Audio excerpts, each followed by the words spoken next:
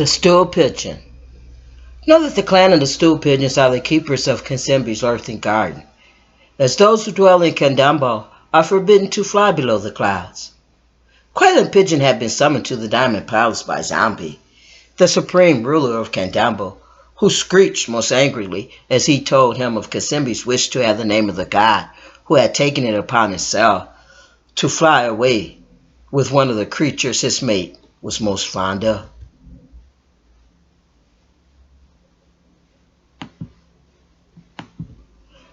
That the god must be held accountable for his misdeeds, that this mating of a god with one of the sisters of Eve was not to be taken lightly, that it had never been done before. My Lord Zambi, now that I give you the honor, Qualin Pigeon had cooed proudly as he perched before the eagle owl and the bird of paradise. Know for sure, I will return with the name of the god the moment he is revealed to me. My Kandaki, Kansembe, cooed the Stool Pigeon. Is there anything more you wish of me? No, Qualin Pigeon, you have been most helpful. My lord, may I take my leave, so that I may find the god you see? Know that you may. Bird, I wish you Godspeed. Zambi, hollered Kansembe, as soon as the flapping of Qualin Pigeon's wings could no longer be heard. How dare he? Whomever the god is, he must make amends. He must do what is written in the book of Yah. He must beg my forgiveness. Why, he even dropped the magic stoppers from the sky, and all creatures from Brother Ant to Brother Giraffe were frozen in time. Then he scooped her up and flew her above the clouds, never to be seen again. He must be punished.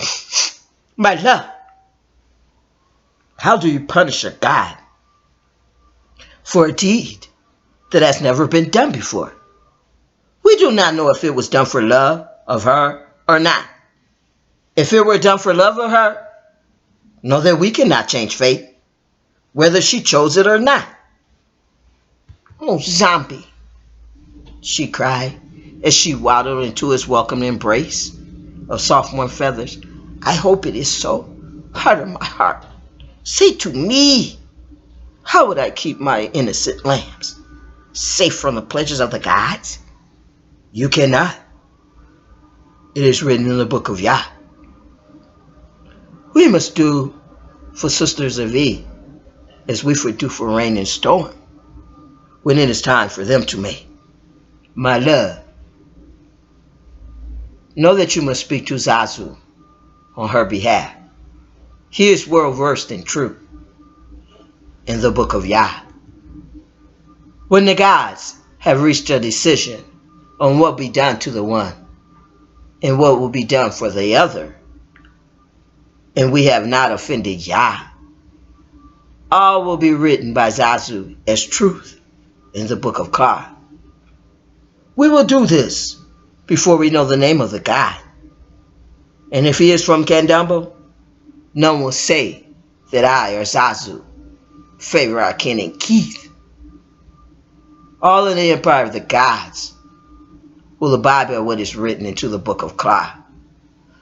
Zambi, send Zazu to me. While Kansembe waited for Zazu to come to her, Qualin Pigeon soared the endless blue sky towards the sun god, and his thoughts went back to the first time he laid his beady black eyes on Sister of Eve. On this particular day, he noticed the flock of gods perched on the branches of an enormous pine tree. He flown quickly to the gods to tell them to leave this place at once, that the goddess Kansembe's earthly garden was forbidden to all. But these gods were not just any flock of birds. They were princes, the fledglings of royalty. Hai! He almost cooed out loud. There perched side by side on one of the enormous tree limbs was Zanko, the god of thunder, Khalifa Zambi's own, whom raised one of his feathered eyebrows high as if questioning his intrusion, and King Gako, the Prince of Darkness, had put one of his sharp, pointy black talons to his very sharp beak, warning him to keep his beak shut as he pointed to the creatures frolicking below the leaves and branches. So lovely were they that Qualin Pigeon soon found himself perched beside the other gods, where a basket of mint seeds and a goblet of grape wine were thrust into his waiting claws. He hooted and clawed along with the other noble princes to Stool on Candomble, Zambi's firstborn in England, and more so King Gako, the messenger of death. He did not want the evil bookers to snatch his soul. He would keep his beak shut. There were other keepers from the clan that flew over the sun god besides him. Mayhap they would tell. But he would not. Why? He didn't just stool on any god, and he quickly took his leave.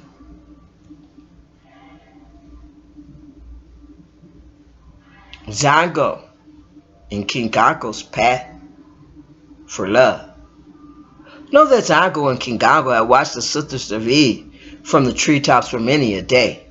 Many of the noble gods perched from sunrise to sundown, pointing out this one and that one, while they broke their fast with a medley of seeds and nuts, and quenched their thirst with sweet grape wine, when the raven and the eagle owl spotted the most beautiful one of all. Know that they both desired her. We must make a pact, screeched Zango. King Gako, what say you? I say that we must, called King Gako. She is most beautiful, but we cannot both choose her. We will fly to her. The first one to reach her will win, agreed Zango, as he showed King Gako the tiny velvet sack he held in his claws, and he motioned for King Gako to keep his beak shut. I have the magic stardust, he screeched quietly as he gave King Gako a pinch.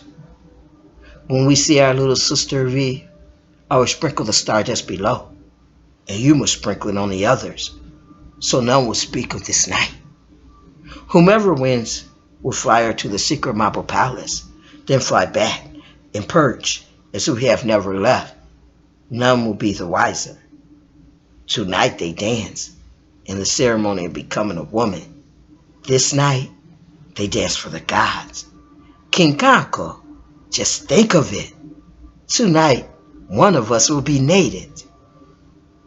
Know that night the gods perched high in the treetops as they watched the baby of Sister Eve parade through the crowd.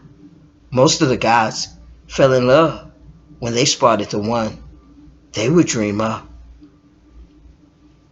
When the two keepers of secrets, lovesick guys, fell on their prey, Zango sent the magic dust down, and King Gako blew his pinch into the bedazzled faces of his peers. Whomever scooped her up first would be the one to mate with her. The two flew swift and hard and were neck to neck when they heard the soft cries of a small girl cat who had been sleeping in a basket and had not been touched by the magical dust. Know that they both stopped in mid-air. Zango's thoughts went instantly to the girl kid's head as not to frighten her to death. King Gako's heart burst with joy when he realized that the prize was in his grasp. All he need do was scoop her up, while Zango took care of the little one, who called out to the sister of Eve, which they now knew to be her kin. How could the sister of Eve give her heart if she knew that he had not acted chivalrous? With his love for her, it was not in him to do wrong. If he would have flown past the girl kid to get the most tempting prize he had ever wished to win,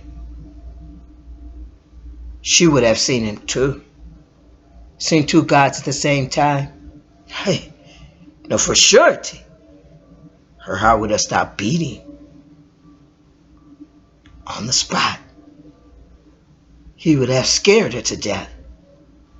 How could the sister of Eve love him truly in her heart if she ever found out?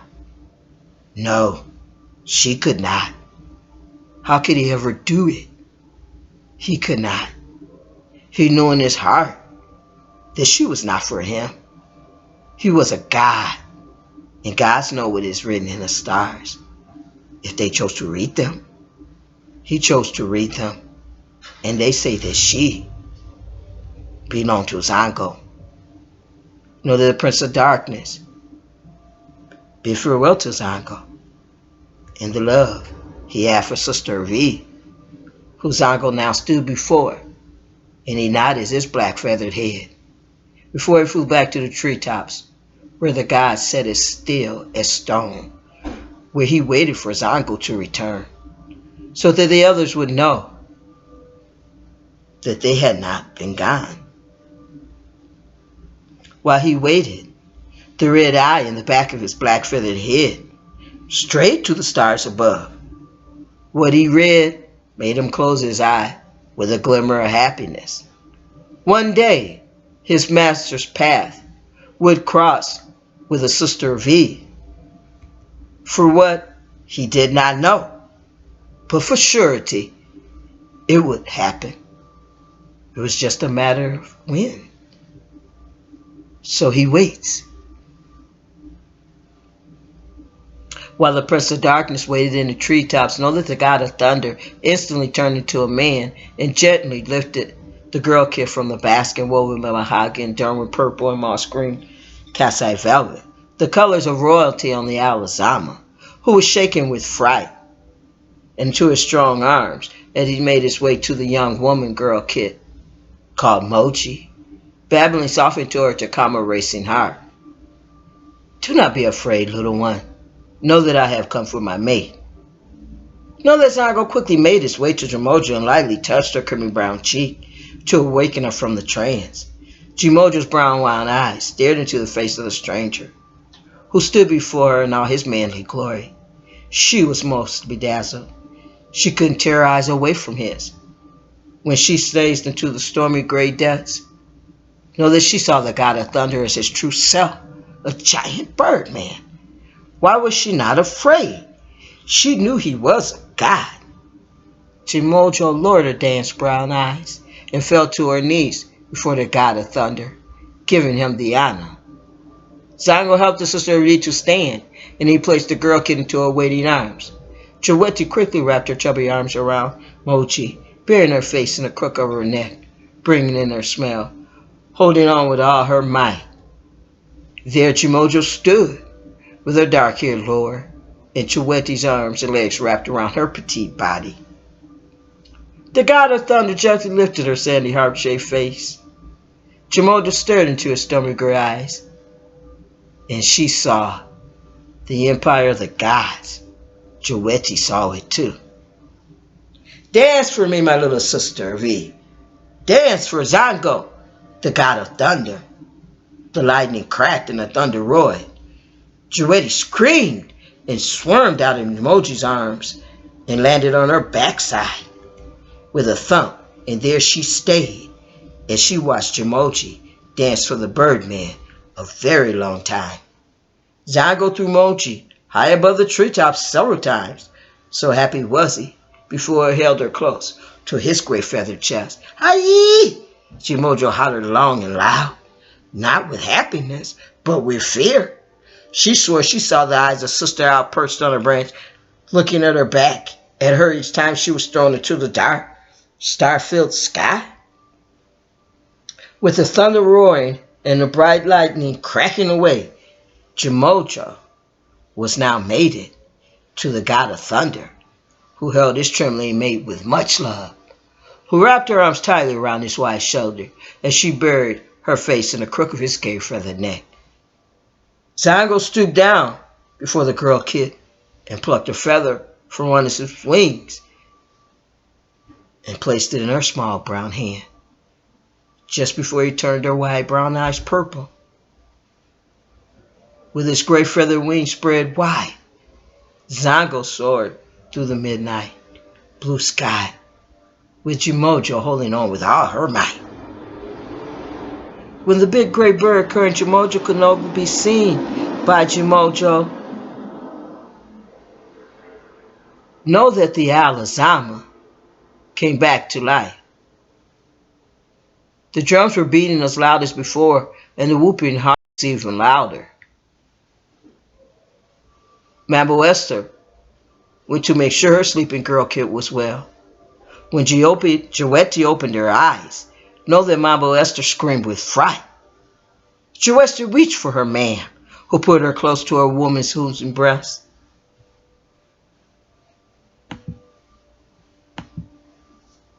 Joetti could feel her man's fast beating heart against her small body. Joetti babbled with her thumb in her mouth that the Birdman took Moji away to the stars. She pulled her thumb from her mouth and pointed to the midnight skies, where Luna shone brightly as the tears from her purple eyes. The Birdman give me this, she whispered, and she showed her man the long gray feather the Birdman had plucked from his wings. Esther stared at the gray feather as the tears fell from her bleary brown eyes. Warm tears that landed with quiet plops on the top of Joetti's small head. Aye, aye, you are the one spoken of. Yeah, I beg you most pitifully to send her back to me. Moji, Moji, you are the first to suckle at my woman's breast, she whispered. Heart of my heart, she keened softly, will I ever see you again? Mambo Esther felt the hand come down firmly on her shoulder. She knew who it was instantly. By his touch, her mate, the chieftain warrior James, who spoke not a word. As one single teardrop slipped from his tightly closed eyes, he slowly dropped to his knees beside his kneeling mate, who held their other blessing, the purple-eyed Joetti, in her arms. The chieftain warrior James pulled the two into a strong embrace. Know that they wept hard. After much keening, he raised his misty brown eyes to the heavens, searching for the star his beloved girl kid might be on, praying with all his might, with all his soul, that his Moji would find happiness in the empire of the gods.